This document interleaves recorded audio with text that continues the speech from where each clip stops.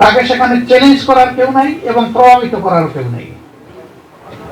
তিনি বায়াস্ত হবেন না, আবার তিনি তার কর্মে কোনো গ্যাপও দিবেন না। এবং এটাও আল্লাহ তাআলা বলেছেন যে কারো প্রতি আমি চুল পরিমাণ কোনো জুলুম করব না, যার যেটা পাওনা তাকে সেটাই দেব। তবে অসৎ কাজের ক্ষেত্রে আমি যদি কারো প্রতি সদয় হয়ে যাই তাহলে তার পাওনা কমাইয়েও দিতে পারি, মাফ করেও দিতে পারি, শাস্তিটা। কিন্তু সৎ কাজ করার পরে কাউকে ডিপ্রাইভ করা হবে না, বরঞ্চ তাকে ইনসেন্টিভ দেওয়া হবে। পাপী কোনো ইনসেন্টিভ পাবে না, কিন্তু যে তার মরাল ডিউটি ডিসচার্জ করবে, আল্লাহ তাআলাকে ভয় করে স্মরণ করে, তাকে ইনসেন্টিভ দেওয়া হবে। এই অনুভূতিটা অন্তরে নিয়ে আপনারা পারবেন। আমি দোয়া করি, আপনাদের উপর আমার আস্থা আছে। শুধু সিদ্ধান্তের ব্যাপার, শুধু একটা উইল ফোর্সের ব্যাপার। সমাজে অনেক জায়গায় অসঙ্গতি আছে। এই অঙ্গনটা যদি রিস্ট্রাকচার করা যায়, রিফর্ম করা যায়, এটাকে যদি ক্লিন করা যায়, সমাজের অর্ধেক যন্ত্রণা অটোমেটিক্যালি দূর হয়ে যাবে। আর বাকি যে অর্ধেক থাকবে আমরা সবাই মিলে দূর করতে পারবো ইনশাআল্লাহ।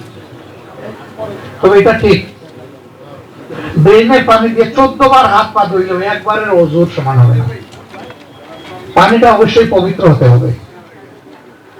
এই জন্য সঠিক রাস্তায় হাঁটতে হবে।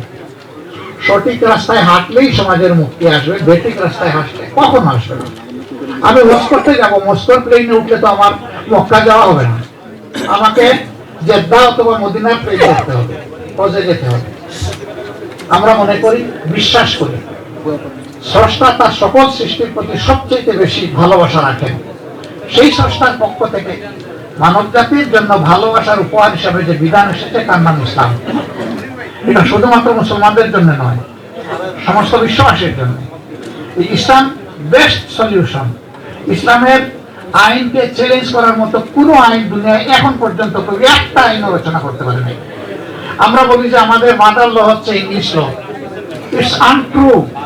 আমাদের মাদার ল হচ্ছে ডিভাইন ল।